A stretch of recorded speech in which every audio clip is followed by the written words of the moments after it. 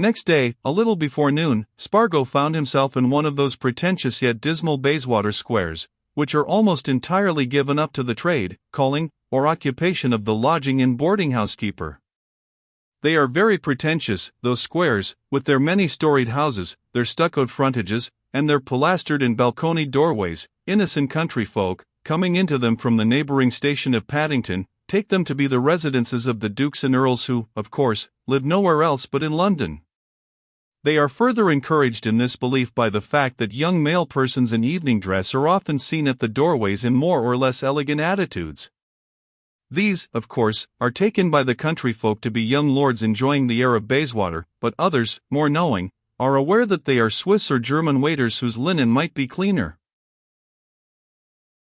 Spargo gauged the character of the house at which he called as soon as the door was opened to him.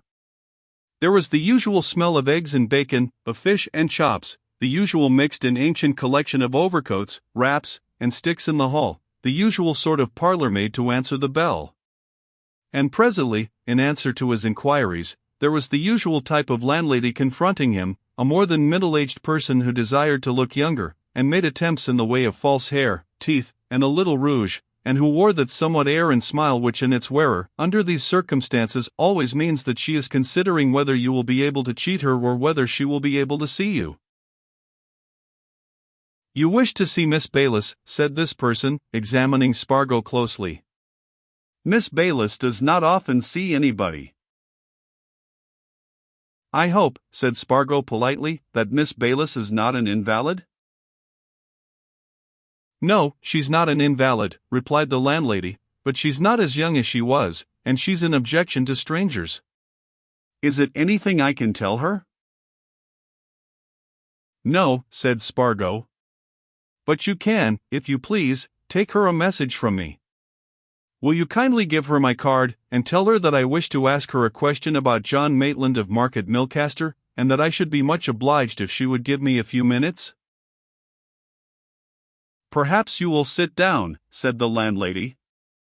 She led Spargo into a room which opened out upon a garden. In it 2 or 3 old ladies, evidently inmates, were sitting. The landlady left Spargo to sit with them and to amuse himself by watching them knit or sew or read the papers, and he wondered if they always did these things every day, and if they would go on doing them until a day would come when they would do them no more, and he was beginning to feel very dreary when the door opened and a woman entered whom Spargo, after one sharp glance at her, decided to be a person who was undoubtedly out of the common. And as she slowly walked across the room towards him, he let his first glance lengthen into a look of steady inspection. The woman whom Spargo thus narrowly inspected was of very remarkable appearance. She was almost masculine, she stood nearly 6 feet in height, she was of a masculine gait and tread, and spare, muscular, and athletic.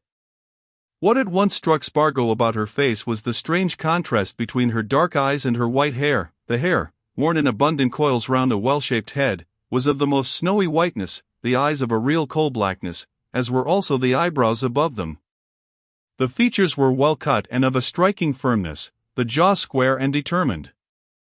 And Spargo's first thought on taking all this in was that Miss Bayliss seemed to have been fitted by nature to be a prison wardress, or the matron of a hospital, or the governess of an unruly girl, and he began to wonder if he would ever manage to extract anything out of those firmly locked lips. Miss Bayliss, on her part, looked Spargo over as if she was half-minded to order him to instant execution. And Spargo was so impressed by her that he made a profound bow and found a difficulty in finding his tongue. "Mr. Spargo," she said in a deep voice which seemed peculiarly suited to her. I see, the watchman? You wish to speak to me?" Spargo again bowed in silence. She signed him to the window near which they were standing. "Open the casement, if you please," she commanded him. "We will walk in the garden. This is not private." Spargo obediently obeyed her orders. She swept through the open window and he followed her. It was not until they had reached the bottom of the garden that she spoke again. "I understand that you desire to ask me some question about John Maitland, of Market Milcaster," she said. Before you put it, I must ask you a question. Do you wish any reply I may give you for publication? Not without your permission, replied Spargo. I should not think of publishing anything you may tell me except with your express permission. She looked at him gloomily, seemed to gather an impression of his good faith, and nodded her head. In that case, she said, what do you want to ask? I have lately had reason for making certain inquiries about John Maitland, answered Spargo. I suppose you read the newspapers and possibly the Watchman, Miss Bayliss? But Miss Bayliss shook her head. I read no newspapers, she said. I have no interest in the affairs of the world. I have work which occupies all my time, I give my whole devotion to it. Then you have not recently heard of what is known as the Marbury case, a case of a man who was found murdered, asked Spargo.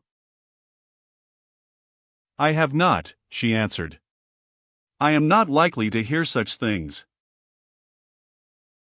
Spargo suddenly realized that the power of the press is not quite as great nor as far-reaching as very young journalists hold it to be, and that there actually are, even in London, people who can live quite cheerfully without a newspaper. He concealed his astonishment and went on. Well, he said, I believe that the murdered man, known to the police as John Marbury, was, in reality, your brother-in-law, John Maitland. In fact, Miss Bayliss, I'm absolutely certain of it. He made this declaration with some emphasis, and looked at his stern companion to see how she was impressed. But Miss Bayliss showed no sign of being impressed. I can quite believe that, Mr. Spargo, she said coldly. It is no surprise to me that John Maitland should come to such an end.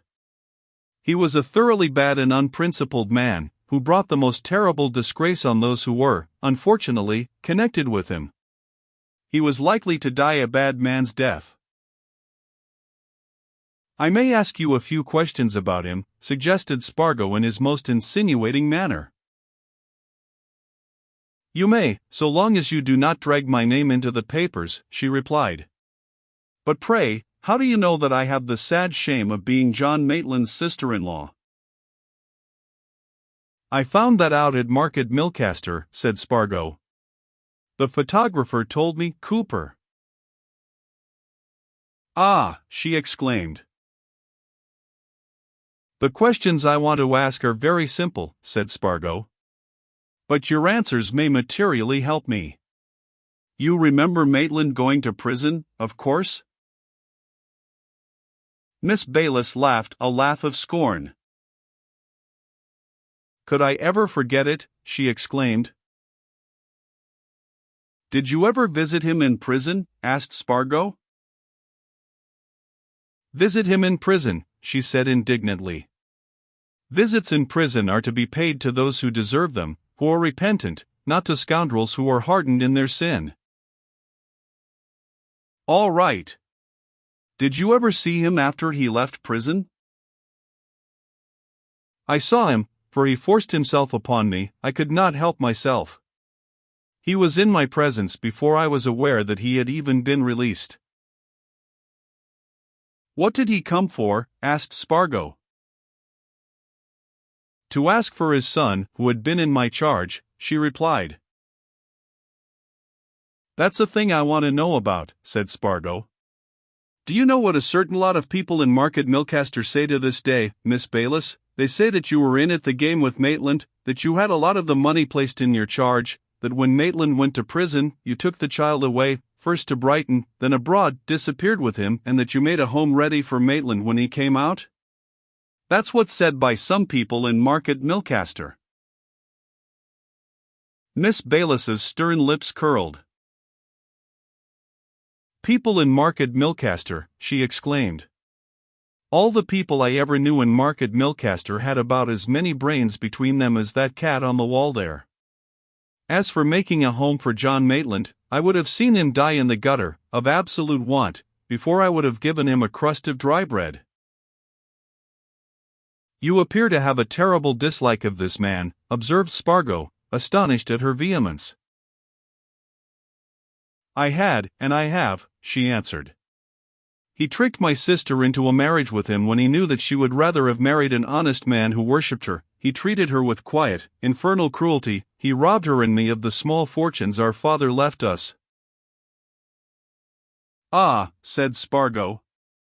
Well, so you say Maitland came to you, when he came out of prison, to ask for his boy. Did he take the boy? No, the boy was dead. Dead, eh? Then I suppose Maitland did not stop long with you? Miss Bayliss laughed her scornful laugh. I showed him the door, she said. Well, did he tell you that he was going to Australia? Inquired Spargo. I should not have listened to anything that he told me, Mr. Spargo, she answered. Then, in short, said Spargo, you never heard of him again? I never heard of him again, she declared passionately, and I only hope that what you tell me is true, and that Marbury really was Maitland.